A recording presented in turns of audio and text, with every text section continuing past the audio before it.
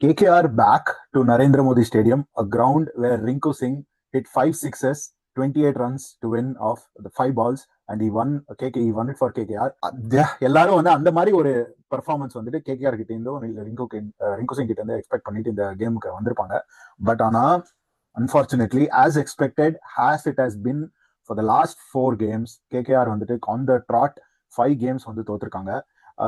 இதுக்கப்புறம் அவங்க வந்துட்டு வந்து பிளே ஆஃப்க்கு குவாலிஃபை ஆகிறது வந்து தெரியல. Just let's leave it for another days discussion.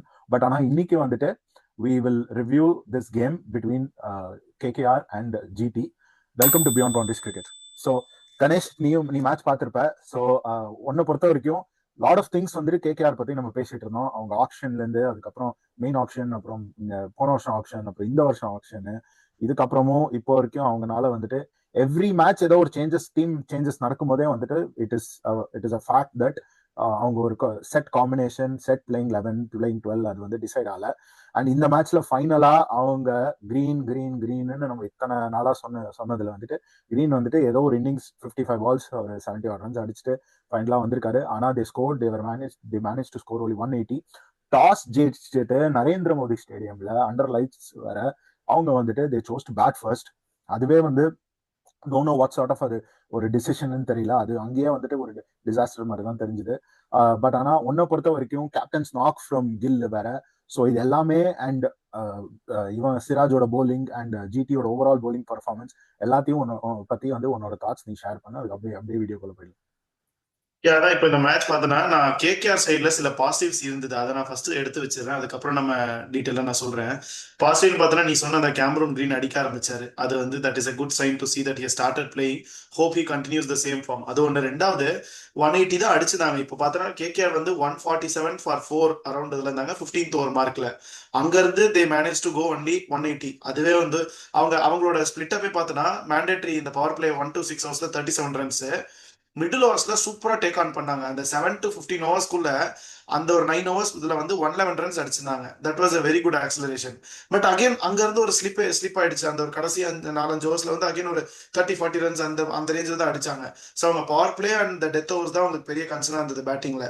And middle ஓவர்ஸ்ல இவர் ரோமன் பவுல் ஓரளவு கொஞ்சம் ஸ்டார்ட் கொடுத்தாரு. பட் இவர் கேமரூன் கிரீன் சூப்பரா ஆடி இருந்தாரு. அது ஒன்று. ரெண்டாவது ரொம்ப மீகர் 180 ரன்ஸா இருந்தாலும் கூட தே manage to take the match till last over. And last over Ramandeep Singh வந்து 6 பால் 5 ரன் இருந்தப்ப கூட அதுல ஒரு வைடு வேற போட்டாரு. 6 பால் 4 ரன் இருந்தா கூட அந்த 3வது ஓவர் வரைக்கும் மேட்ச் கொண்டு போனாங்க. அதுவே வந்து it is a good sign. Kartik Tyagi வந்து அந்த டெத்ல போடுறதா இருக்கட்டும், அதெல்லாம் வந்து ஹீஸ் பவுலிங் குட் டெத்ல. அண்ட் அந்த ஒரு ஐ திங்க் 19th ஓவர் நினைக்கிறேன், அந்த பவுண்டரியை கார்த்திக் தியாகி சேவ் பண்ணியிருப்பாரு. அது வந்து எக்ஸ்ட்ராடினரி எஃபர்ட். அது என்ன சொல்றது, அந்த மாதிரி ஒரு சுச்சுவேஷன்லயும் கிவ் அப் பண்ணாம அவங்க ஒரு வித் பாசிட்டிவ் ஆட்டிடியூட் நம்ம எப்படியாவது ஃபைட் கொடுக்கணும்னு நினைச்சு பண்றாங்களா, அதெல்லாம் those are all the positive signs I feel. ஏன்னா இவங்க இந்த ஓரளவுக்கு கொஞ்சம் டிசிப்ளின்டா டுவர்ட்ஸ் த எண்ட் பவுலிங் போட்டாங்க. டுவர்ட்ஸ் த எண்ட் மட்டும் அந்த டிசிப்ளின் வந்து ஃபுல் மேட்ச் காமிச்சிருந்தாங்கன்னா maybe they could have tried and won the match also. இல்ல பேட்டிங்ல இன்னும் கொஞ்சம் எக்ஸ்ட்ரா எஃபர்ட் போட்டு ஒரு 20 இல்ல 30 ரன்ஸ் எக்ஸ்ட்ரா அந்த ஒரு மிடில் ஓவர்ஸ்ல போன வேகத்திலேயே அந்த ஆக்சலரேஷன்லயே போய் அடிச்சிருந்தாங்கன்னா, if they could have score 200 or 205 210 அடிச்சிருந்தாங்கன்னா கண்டிப்பா ஜெயிக்கிறதுக்கு கூட போயிருக்கலாம். அது ஒரு அதுதான் அவங்களோட ப்ராப்ளமா இருந்தது இந்த மேட்சை பொறுத்த வரைக்கும். ஏன்னா குஜராத் சைட்லயும் பார்த்தோன்னா வந்து சுப்மன் கில் சூப்பரா ஆடினார். அவரோட இன்னிங்ஸே வந்து எக்ஸ்ட்ராடனரியா இருந்தது. எதுவுமே வந்து இந்த ஒரு எல்லாமே கால்குலேட்டட் ஹிட்டிங்னு சொல்லலாம். எதுவுமே வந்து இந்த ரேஷாவோ இல்ல அந்த ஒரு ரிஸ்க் ஃப்ரீ பிளேன்னு சொல்லுவாங்களா, அந்த மாதிரி தான் பியூர் கிரிக்கெட்டிங் ஷாட்ஸ் தான் ஆடிட்டு இருந்தாரு. அட்ஹிஸ் வீல் எல்லாமே, அதுவும் இந்த ஸ்ட்ரைட்ல 2 6 அடிச்சதெல்லாம் சூப்பர்பான ஷாட்ஸ். அது அட்ஹிஸ் வீல் கிளியர் பண்ணாரு நல்லா. என்னன்னா சுப்மன் கில்ல தாண்டி அவங்களுக்கும் அதே அந்த ராகுல் தெவாட்டியா, இது ஷாருக் கான் சொல்லிட்டு இன்னைக்கு கிளென் பிலிப்ஸ் நல்லா ஆடி இருந்தாரு. குட் திங் இஸ் இவர் Buttler back to form. World கப்ல அந்த மிசரபிள் ஃபார்ம்ல இருந்து இங்க ஜிடிக்கு நல்ல ஃபார்முக்கு வந்துட்டார், அதெல்லாம் good sign. But Glenn Phillips நல்லா பண்ணிட்டு இருக்காரு. பட் அதை தாண்டி கிளென் பிலிப்ஸ் தாண்டி போயிட்டா ராகுல் தெவாட்டியாவா இருக்கட்டும், இல்லைன்னா வந்து ஷாருக் கானா இருக்கட்டும், அவங்க எல்லாம் வந்து இன்னும் அவங்க ஃபார்ம் இன்னும் அவங்க ஆட ஆரம்பிக்கல.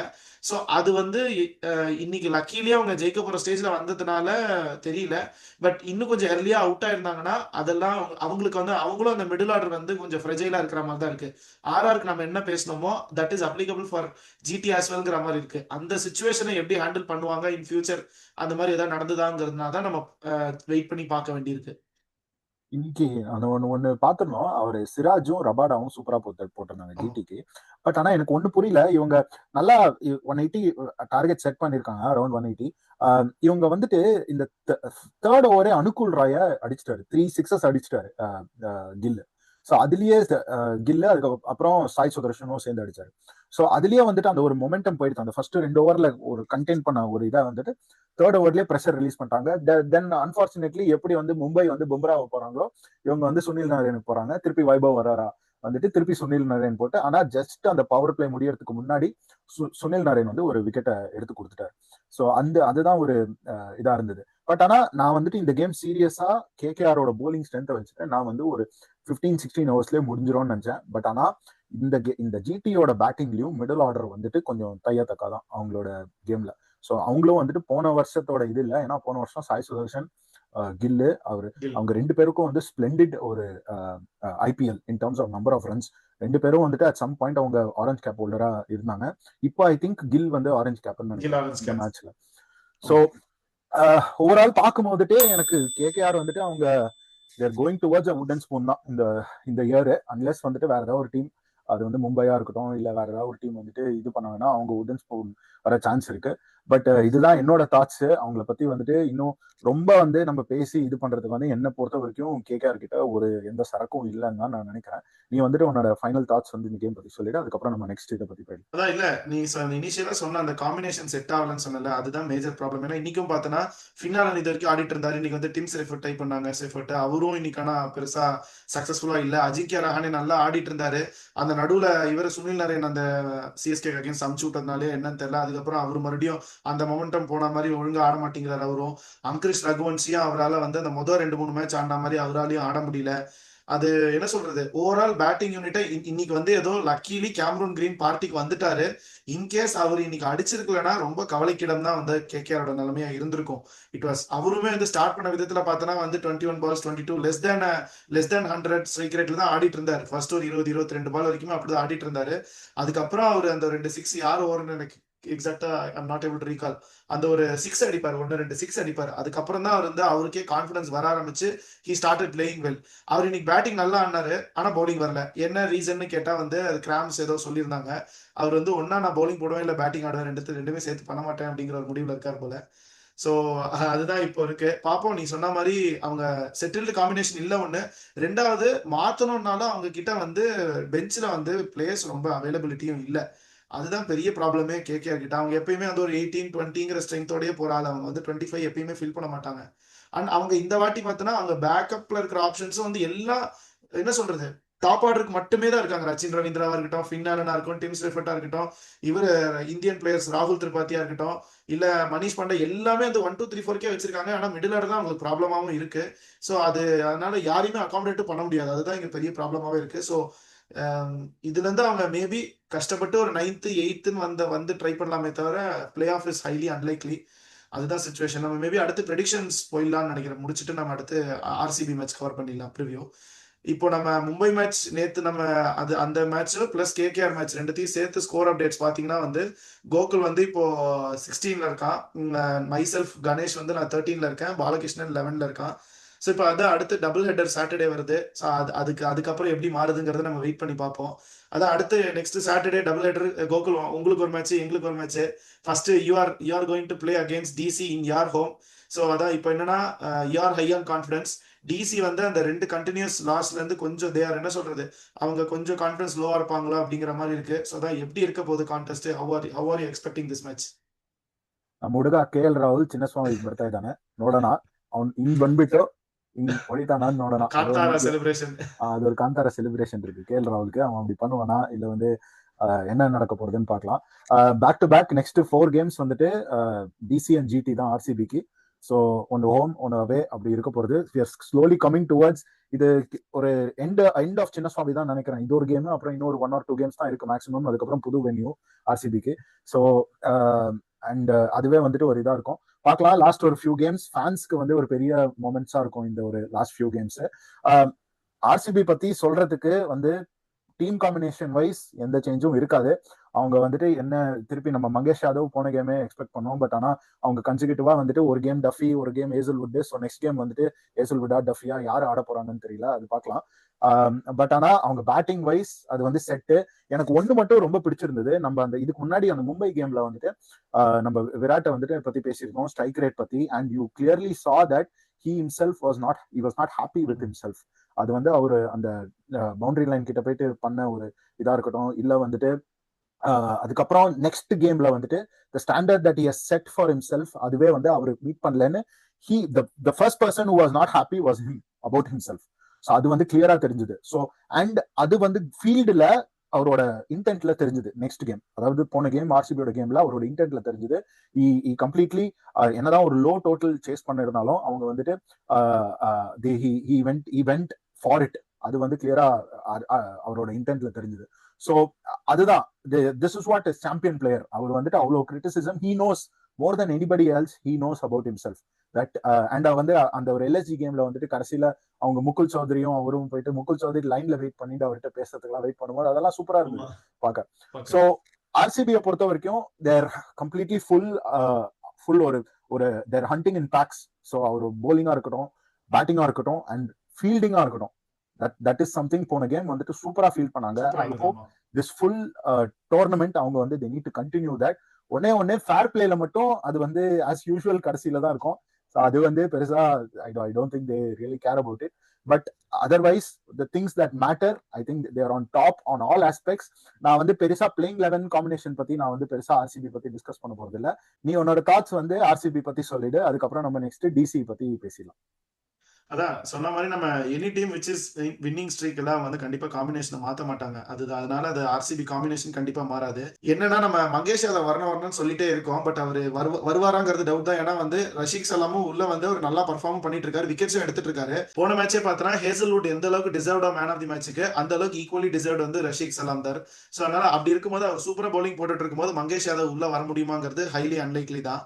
ஸோ அதை தாண்டி வேற எந்த சேஞ்சஸும் இல்லை. ஆர்சிபி பிளேயிங் லெவலில் they are very settled, they are high on confidence, doing very well. அவங்கள வந்து அதுவும் சின்னசாமி ஸ்டேடியம்ல அவங்க நிறுத்துறதுங்கிறது it is near to impossible தான் நம்ம சொல்லணும். அண்ட் டிசியும் வந்து இப்போ என்ன சொல்றது, கண்டினியூஸா 2 லாசஸ்ல இருந்து அவங்க வந்து they are not high on confidence சொல்லலாம். ஃபர்ஸ்ட் அவங்க they started the tournament very well, but 2 break அவங்களுக்கு விழுந்து போச்சு. ஸோ இப்போ வந்து they need to find the form back, they need to என்ன சொல்றது, அவங்களோட டெம்பரமெண்ட் எல்லாத்தையும் திருப்பி தூசி தட்டி எடுத்து they have to start doing very well. அது அவங்களோட காம்பினேஷன்ஸ் எப்படி இருக்க போது, என்ன விதமான சேஞ்சஸ் ஏதாவது பண்ணுவாங்களா, இல்லை will they go with the same 11?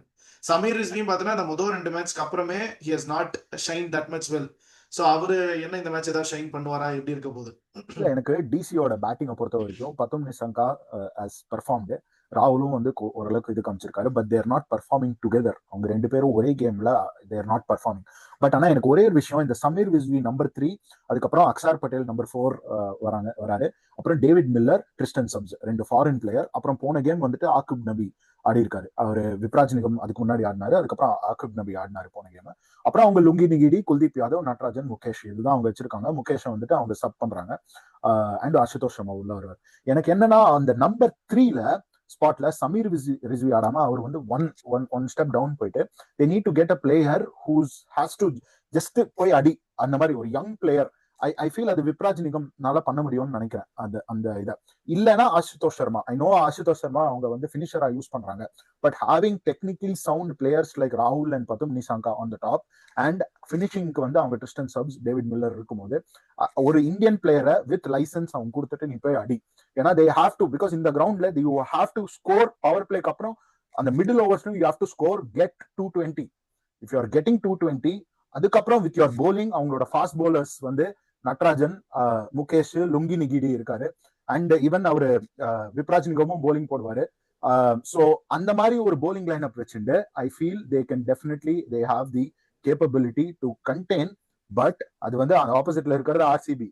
But ஆனா நான் சொல்றது தே ஸ்டில் கேன் கிவ் ஒரு ஷார்ட் அட் த மணி. அதுக்கு தான் நான் சொல்றேன் அந்த ஒரு run. Because runs end of the டே இவங்க ரன்ஸ் அடிச்சாதான் அண்ட் கேச்சஸும் பிடிக்கணும். ஸோ அது பண்ணாதான் இவங்களால இது பண்ண முடியும். ஸோ ஒரு ராகுல், பத்தும் நிசாங்கா, எனக்கு தெரிஞ்சு நம்பர் 3 வந்துட்டு விப்ராஜ் நிகம், அப்புறம் சமீர் ரிஸ்வி, அக்ஷார் பட்டேலோட பேட்டிங்கும் எனக்கு ரொம்ப டிசப்பாயின்மெண்டா இருக்கு. ஸோ அது வந்து நான் ஒரு பாயிண்ட்ஸ் இருக்கு சொல்றேன். Axar Patel 6 David Miller, 7 Tristan Stubbs, okay, and 8 Lungi Nigidi, Kuldeep Yadav, Natarajan, Mukesh. So இதுதான் என்னோட பிளேயிங் 11 இருக்கும். அண்ட் அசுதோஷ் சர்மா வந்துட்டு also you can bring in, அவர் சப் பண்ணலாம் முகேஷ்க்கு.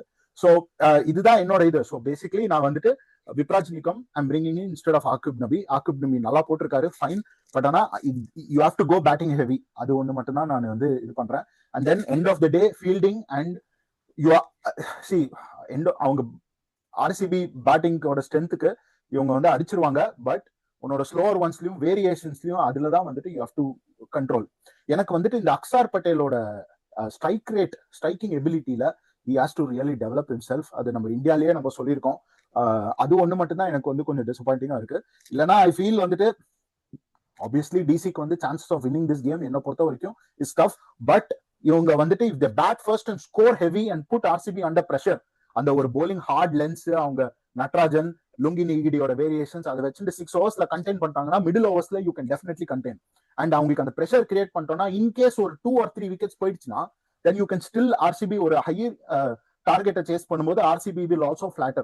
ஸோ அந்த விதத்துல தான் நான் சொல்றேன் that you need 220 score minimum you have to hit to give them a chance, to give DC a chance for themselves. இல்லைன்னா the thing is, ஒரு if you are bowling firstல இவங்க வந்துட்டு under pressure their batting வந்து ஃப்ரெஜைலா இருக்கும். Because தேர் ஒரு strong இது வந்து bowling தான், not batting. பிகாஸ் பேட்டிங்ல உங்களுக்கு வந்து பத்தும் நிசாங்கா, ராகுல் and both these players R not like இப்போ நம்ம பஞ்சாப் ஆடுற மாதிரி இல்ல ராஜஸ்தான் ஆடுற மாதிரி they don't go at 200 strike rate. அதுதான் ஒரு இது. அண்ட் அதுக்கப்புறம் நம்பர் 3 நம்பர் 4 ஆல்சோ அவங்களோட ஸ்ட்ரைக் ரேட் கம்மி. கிறிஸ்டன் சப்ஸ் மில்லர் மட்டும் தான் they have a good ability, striking ability. So இந்த விதத்துல தான் சொல்றேன் they need to bat first, try to reach 220 and then அவங்க bowler will have more confidence to contain. இதுதான் என்ன பொறுத்த வரைக்கும் அவங்க அப்ரோச் இருக்கும். இப்போ நீ நம்பர் 3 பத்தி பேசினல, இப்போ எனக்கு சில தாட்ஸ் தோணுச்சு. இப்போ நம்பர் 3க்கு இப்போ நம்ம ஸ்குவாட்ல பார்த்தோன்னா கருண் நாயர் இருக்காரு, இல்லைன்னா பிருத்திவிஷா கூட இருக்காரு. அவர் பிருத்திவிஷா நம்பர் 3 கிடையாது, ஹீஸ் அ ஓப்பனர் தான். பட் ஸ்டில் அவர் எப்படி ஆக்சிலரேட் பண்ணி ஆட தெரியுங்கிற பிளேயர் நம்ம எல்லாரும் பார்த்திருக்கோம். அவரும் நடுவில் இந்த ப்ராப்ளம்க்கு அப்புறம் இப்போ மறுபடியும் வந்திருக்காரு. He might have that hunger to prove every one that I am back அப்படின்ட்டு. So would they be tempted to try Karun Nair R Prithvi Shaw? Maybe அது மேபி அவங்களுக்கு அந்த ஒரு டர்ன் அரவுண்ட் கொடுக்க கூட வாய்ப்பு இருக்குல்ல இந்த அந்த அந்த 100% ஐ ஃபீல் நான் ஐ திங்க் ஒரே இதுல வந்துட்டு ஐ மென்ஷன் தட் பிருத்விஷாக்கு வந்து they need to definitely give him that opportunity because every person deserves a second chance, I think நான் சொல்லிருந்தேன். அந்த விதத்துல ராகுல் டெஃபினட்டா will be is okay to change his position. So our number 3 கூட ஆடலாம் with Prithvi Shaw opening the batting. ஏன்னா having Prithvi Shaw at the top, ராகுல் at number 3, அதுக்கப்புறம் Sameer Rizvi, that is also a good option to go. And அவங்களுக்கு அந்த ஒரு ஸ்ட்ரைக் ரேட் இனிஷியலி 6 ஓவர்ஸ்ல கொடுக்குற அந்த ஸ்ட்ரைக் ரேட் வந்துட்டு 60 for 1 அந்த மாதிரி ஒரு சான்ஸ் கொடுத்தாங்கன்னா தென் ராகுல் can play. he can definitely think of other people playing around him and then he can go towards the end. அவர் வந்துட்டு if he puts in a partnership with Miller towards the end, definitely இவங்களுக்கு வந்து 220 மேல வரும். that is also a great option.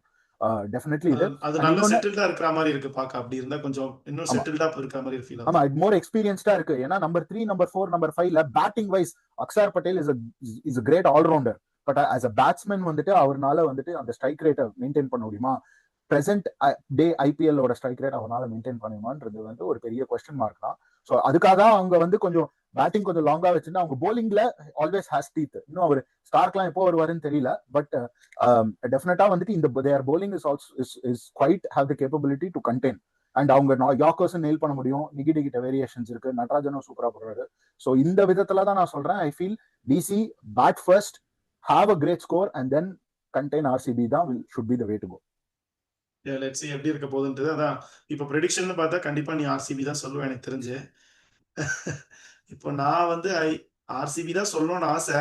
But சும்மா ஒரு try தான் பண்ணி பார்ப்போமே டிசி அப்படின்னு சொல்லுவோம் அப்படின்ட்டுன்னு I'm just telling DC. Hopefully நீ சொன்ன காம்பினேஷன்ல பண்ணி மேபி சர்ப்ரைசிங்லி வின் பண்ணிட்டா எப்படி இருக்குங்கிற ஒரு ஒரு ஒரு ஆசை. அதனால நான் டிசின்னு சொல்றேன். இல்ல அது கேஎல் ராகுலுக்கு ஒரு வெரி நல்ல ஹோம் கமிங்கா இருக்கும். எனக்கு இந்த கேம் வந்துட்டு டிசி ஜெயிச்சாலும் வந்து எனக்கு கேஎல் ராகுல் இருக்காரு. ஸோ எனக்கு சந்தோஷம் தான். I want be very disappointed. But ஆனால் டிசிக்கு அவங்க ஹோம்ல கூட போயிட்டு ஆர்சிபி அடுத்த கேம் இருக்கு ஜிடிக்கு அப்புறம். ஸோ அது பார்க்கலாம். வியூவர்ஸ் உங்களோட கமெண்ட்ஸ் நீங்க சொல்லுங்க. இன்னைக்கு வந்துட்டு ஜிடி வெர்சஸ் கேகேஆர், அதோட கமெண்ட்ஸ் வந்து கமெண்ட் செக்ஷன்ல சொல்லுங்க. கில்லோட கேப்டன்ஸ் நாக் அதை பத்தி சொல்லுங்க. And where KKR are going wrong. Finally வந்துட்டு கேமரன் கிரீன் வந்துட்டு has performed. அவர் வந்து நல்ல ஸ்கோர் அடிச்சிருக்காரு இன்னைக்கு. But it has come at a losing cost. So what do you think is KKR's ideal playing 11 going forward? அதை comment செக்ஷன்ல சொல்லுங்க. அப்புறம் ஆர்சிபி வெர்சஸ் டிசி ஹோம்ல நடக்க போகுது அண்ட் கேஎல் ராகுலுக்கு ஒரு நல்ல ஹோம் கமிங்கா இருக்குமா, அதை பத்தி சொல்லுங்க. அண்ட் உங்களோட playing combination for RCB and DC அதை வந்து கமெண்ட் செக்ஷன்ல சொல்லுங்க. எங்களுக்கு ஏதாவது கமெண்ட்ஸ் இருந்தாலும் சொல்லுங்க. So please like, share, subscribe to beyond boundaries cricket. Thank you so much.